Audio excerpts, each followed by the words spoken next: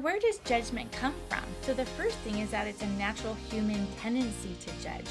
And the funny thing is comparing isn't necessarily bad or good. It's like the comparing can easily turn into a judgment. It's a distraction.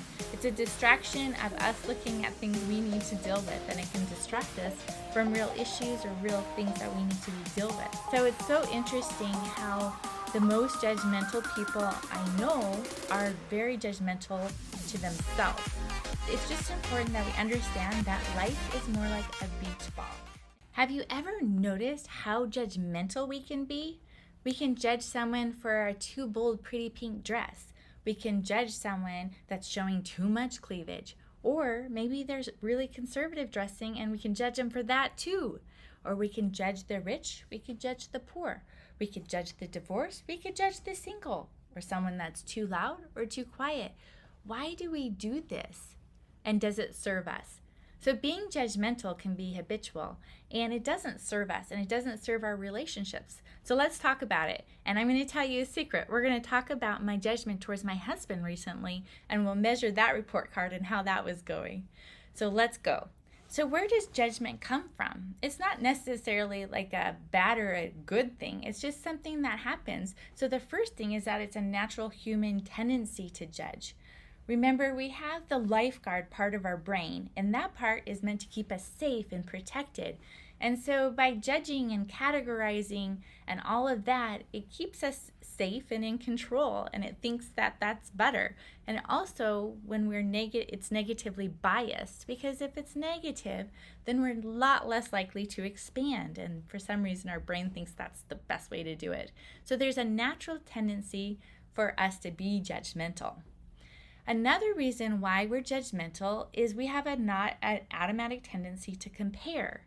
And the funny thing is comparing isn't necessarily bad or good. It's like the comparing can easily turn into a judgment, and it can easily turn into being critical. And I think that's the difference. It's not just comparing, it's a judgment made on the comparison.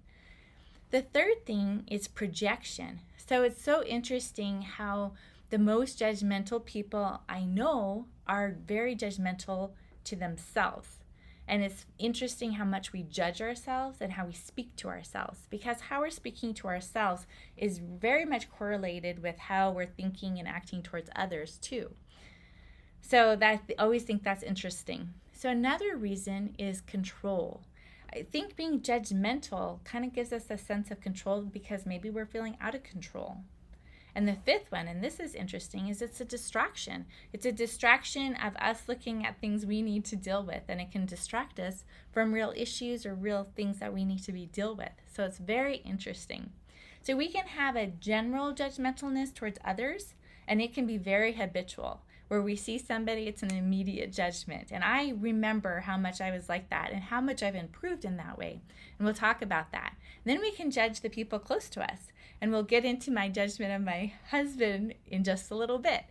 So it doesn't serve us, and we can have opinions and real conversations, but it's because of these preconceived ideas we have about ourselves, what's right, how relationships be, how people should be. So we have a lot of preconceived ideas, which isn't necessarily a bad or a good thing. It's just important that we understand that life is more like a beach ball. And if you've seen those big beach balls and they have like the blue color and the yellow color and the green color, and if we realize we're just on one of those colors. So I might be on the green color and I have a green way of looking at the world, but it's just still on the beach ball, it has the blue color. And there's different ways to look at things, and we have to understand that we're each so individual and that there are many different ways to look at things. So I have an exercise for you. I want you to think about someone that you've been really judgmental about. And then I want you to write down all of your judgments unfiltered. Just let it go. So I did this on my husband, and it was very interesting. I had all sorts of judgments about how spending money should be different and going about his business should be different. And it was really interesting to measure that with the 5 things I told you about. And so this is my report card with my husband. I was looking at all the things, and I would say the biggest thing I noticed was projection. So, of the 5 things that I wrote down, nice and judgmental, I would say 3 of those things were things I was judging on myself. And it was funny that I was judging him, but really, when I looked at it, those were actually judgments I was judging on myself. So, those were projections. And then it was really interesting to look at like just comparing and just how I would compare, and I would think my way is the best way, which it is just a way. And it's important to figure out in relationships how to work through those. So I thought that was really interesting. Have you gone through a breakup that's kind of left you rattled and maybe questioning yourself some? Do you find that you're a pretty kind person that's chronically overgiving, overfunctioning, and maybe you're just plain tired and maybe a little resentful? Do you feel like you're going through the motions of life, but you're not really living your life? Well, that's what the Unravel Notebook is for. It's 61 days for you to create your life by intent and unravel your thoughts and beliefs so you can connect with God, yourself, and others in a better, more intentional way and live brighter. Control. That was a good one because I really saw the control and I'm like, well, why am I being controlling or feeling that in my head? And really what I realized is, gosh, having a newer relationship and things changing, I can feel out of control sometimes. And so that was very interesting and a great distraction because if I'm judging him, then I'm not looking at those things that I need to deal with myself. And it's not that we can't have real conversations, but I need to work on my side of the street before I come to him and we have conversations. And then those conversations are with curiosity and love, not judgment as the precursor. So how do we train our brains, or how do we help the judgmental challenge and cure that a little bit?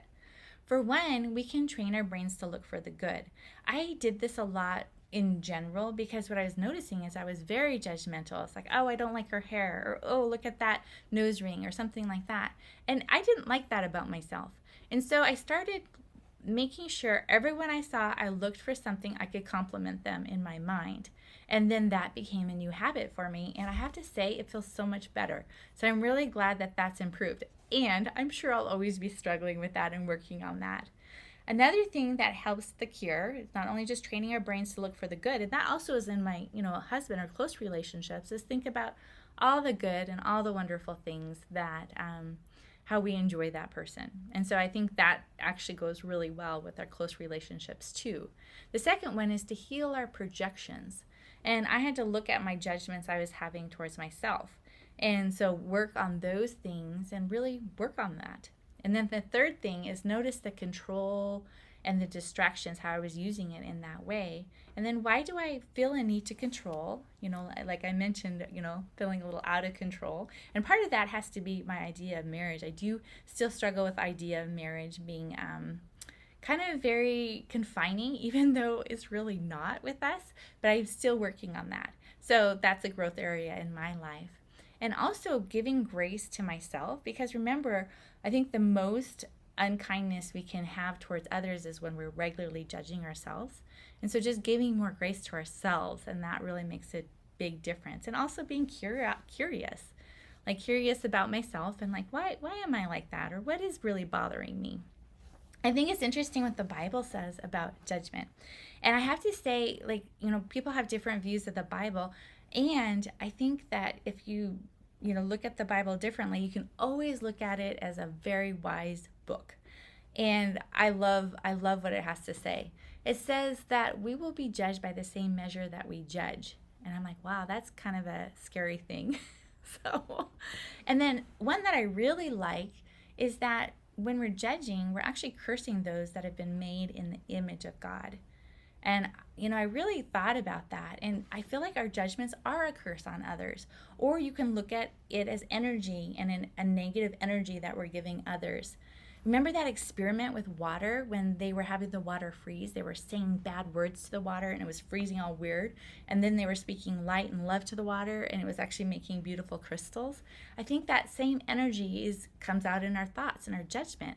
And so really looking at, we want to give people those good energies and those good vibes and instead of curses, blessings. So it's not saying that we can't have real conversations, but it starts with ourselves first and occasionally others. So let's do a little exercise. So go ahead and take a deep breath in and hold it and breathe out slowly.